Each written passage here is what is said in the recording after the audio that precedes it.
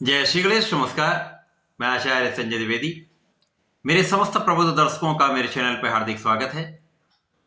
आज मैं नवग्रहों में सेनापति मंगल के राशि परिवर्तन प्रभाव को लेकर आपके सम्मुख उपस्थित हूं। मंगल 27 दिसंबर को अपनी वर्तमान वृश्चिक राशि को छोड़कर देवगुरु बृहस्पति की धनु राशि में प्रवेश करेंगे, जहां पर पहले से सूर्य का तथा बुध का गोचर चल रहा हो। इस प्रकार से धनु राशि में एक त्रिग्रही योग का निर्माण होगा, जहां पर धनु राशि में गुरुदेव की राशि में होकर गुरुदेव से दृष्ट भी ये होंगे। एक बड़ा योग है, एक राजयोग के समान एक फल देने वाला सकारात्मक योग बन रहा है, परंतु ये अलग अलग भावों में अलग अलग प्रकार का परिणाम भी प्राप्त कराता है। यदि ये जो योग बन रहा है ये एक अच्छे भाव में है, अच्छे स्थान पर है, तो उसका फल अत्यंत सकारात्मक मिलता है। परंतु यदि ये नकारात्मक भाव में है अथवा त्रिक भाव में है या दूषित है, तो यहां पर इसका प्रभाव उतना अच्छा प्राप्त नहीं होता। अब मंगल चूंकि एक ऊर्जावान ग्रह हैं, जो ऊर्जा का प्रवाह करते हैं, क्विक रिस्पॉन्स प्लैनेट हैं, क्षमता के कारक हैं, सामर्थ्य के कारक हैं, साहस के कारक मंगल हैं, बल के कारक मंगल हैं, वाद विवाद तथा लड़ाई झगड़े के कारक भी मंगल हैं, भाई के कारक भी मंगल हैं, पराक्रम के कारक मंगल हैं। अब मंगल का जब गोचर एक मित्र की राशि में होगा तो निश्चित रूप से ये समस्त राशियों को सकारात्मक परिणाम देने वाला है। आज मैं कर्क राशि के लिए मंगल के राशि परिवर्तन का क्या प्रभाव मिलेगा, किस प्रकार से कौन सा भाव प्रबल होगा, कहां कितना लाभ ले पाएंगे, कहां पर समस्या आ सकती है, उसका क्या निराकरण है, संपूर्ण विश्लेषण मैं पूर्ण तर्क के साथ करने जा रहा हूं। प्रिय दर्शकों, ये राशिफल आपके चंद्र राशि पर आधारित है, अर्थात आपकी जन्म कुंडली में यदि 4 नंबर में चंद्रमा गोचर कर रहे हैं तो आपकी कर्क राशि है। कर्क राशि के स्वामी चंद्रमा है। जहां पर कर्क राशि के लिए यदि हम स्थितियों को देखते हैं तो मंगल यहां पर कर्म के स्वामी था, आपके पंचम के स्वामी। कर्मेश पंचमेश का गोचर षष्ठम भाव में होने जा रहा है। अब षष्ठम भाव चूंकि एक त्रिक भाव है, नकारात्मकता का भाव है, रोग ऋण शत्रु का भाव है। मंगल का जब यहां पर गोचर प्रारंभ होगा तो कहीं ना कहीं कुछ समस्याएं अवश्य होती। अब चूंकि यहां पर ये रोग ऋण शत्रु का भाव है तो यहां पर निश्चित रूप से कहीं ना कहीं विवाद अवश्य बढ़ते हैं। यदि सावधानी नहीं रखी जाती तो ये कहीं एक कानूनी समस्याओं का योग बन जाता है। परंतु यहां सबसे अच्छी बात यह हो रही, जब तक मंगल यहां पर गोचर करना प्रारंभ करेंगे, पहले से यहां पर सूर्यदेव होंगे जो कि राजा है। राजा के साथ जब मंगल का संयोग बनेगा तो एक महापराक्रमी योग बन जाता है तथा एक प्रबल रूप से शत्रुहंता योग भी बन जाएगा। तो विवाद तो अवश्य होंगे, विवादों में समस्या भी होगी, परंतु उसमें विजय भी आपकी होगी। परंतु सबसे बड़ा उपाय यह है कि आपको किसी भी प्रकार के विवाद से बचना ही चाहिए। अनावश्यक व्यय बढ़ जाता है, अनावश्यक कष्ट बढ़ जाते हैं। सामान्य रूप से व्यक्ति जो है यहां पर मन का तनाव बढ़ जाता है। तो यहां पर आपको बचाव ही उपचार है। जब तक सूर्य का गोचर यहां पर रहेगा 15 जनवरी तक, 16 दिसंबर से 15 जनवरी के बीच तक, तब तक कोई बड़ी समस्या नहीं हो सकती। परंतु उसके पश्चात जब यहां पर मंगल अकेले होंगे तो यहां पर कहीं ना कहीं कुछ समस्या बढ़ सकती है।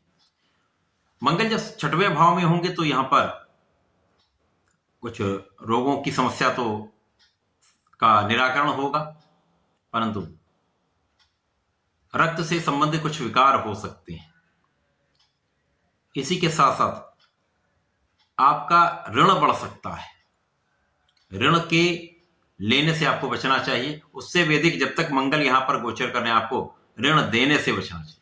किसी को उधार धन देने से विशेष रूप से आपको बचना चाहिए।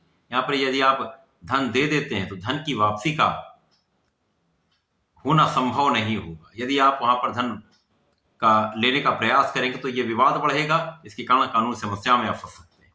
तो विशेष रूप से यहां धन देने से आपको बचना चाहिए।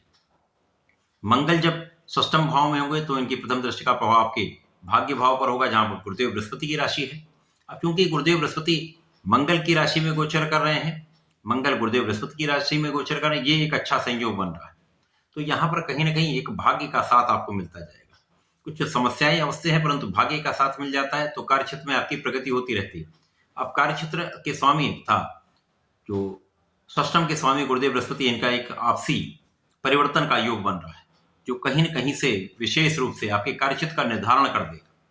ये जो लोग नौकरी का प्रयास कर रहे हैं तो नौकरी मिल सकती है, नौकरी में परिवर्तन हो सकता है। इसी प्रकार से भाग्य के साथ के कारण आपके कार्य क्षेत्र में कहीं न कहीं से आपको लाभ मिलता रहे, प्रगति आपकी हो सकती है यहाँ पर। लेकिन सावधानी से आपको कार्य करना है, पूर्ण निष्ठा के साथ आपको कार्य करना चाहिए। सभी लोगों को साथ में लेकर आपको चलना चाहिए, विचार करके धैर्य के साथ निर्णय लेना चाहिए।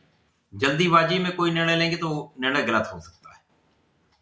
विचार करें, यदि आपको समझ में नहीं आता तो घर के किसी बड़े से अथवा अपने गुरु से जिसको आप मानते हैं उनकी सलाह अवश्य लें। यदि आप ऐसा करें तो आपको लाभ मिलेगा, समस्याएं कम हो जाए। मंगल की दृष्टि का प्रभाव आपके द्वादश भाव पर होगा, तो जैसा कि व्यय बढ़ने का योग बन रहा है तो व्यय बढ़ सकता है। अपव्यय से आपको बचना चाहिए, विवाद से बचना चाहिए। यदि आप विवादों से बचेंगे तो अपव्यय अपने आप नहीं होगा। मंगल का प्रभाव कहीं ना कहीं आपको ऊर्जा से भर रहा है, ऊर्जा का संचार आपके अंदर अच्छा होगा, इसके कारण आप अपने परिश्रम को करते रहेंगे, परिश्रम में वृद्धि आपकी हो जाएगी, आपका प्रभाव भी बढ़ेगा, आपकी क्षमता भी बढ़ेगी। प्रारंभिक समय से महापराक्रमी योग जो होगा वो कहीं ना कहीं आपके लग्न को प्रबलता देने वाला है, आपको ऊर्जावान के साथ साथ आपको सामर्थ्यवान तथा आपके कार्य क्षेत्र में आपकी प्रगति का योग बनाने वाला है। परंतु यहां पर इस पूरे माह जब तक मंगल का गोचर आपके षष्ठम भाव में है, बहुत सावधानी से आपको चलना होगा, अपने कार्य को निष्ठा से करना होगा। किसी प्रकार के किसी के लिए या अपने लिए किसी प्रकार के विवाद से आपको बचना ही श्रेयस्कर है। मंगल का राशि परिवर्तन कर्क राशि के लिए बहुत अच्छा नहीं है। कर्क राशि के जातकों को नियमित रूप से भगवान सूर्यदेव को जल देना चाहिए, भगवान शंकर मोचन की शरण में रहना चाहिए। यदि प्रत्येक मंगल शनिवार को भगवान शंकर मोचन को आप पान मीठा पान लगवाकर अर्पित करते हैं तथा फलों का अर्पण करते हैं तो निश्चित रूप से ये समय आपको बहुत संकटों से बचाने वाला और शंकर मोचन की कृपा आप पर होगी, बहुत संकटों से आप बच जाए। तो ऐसा करके समय का आप लाभ ले सकते हैं, सावधानी ही उपाय है, तो ऐसा करेंगे तो लाभ मिलेगा।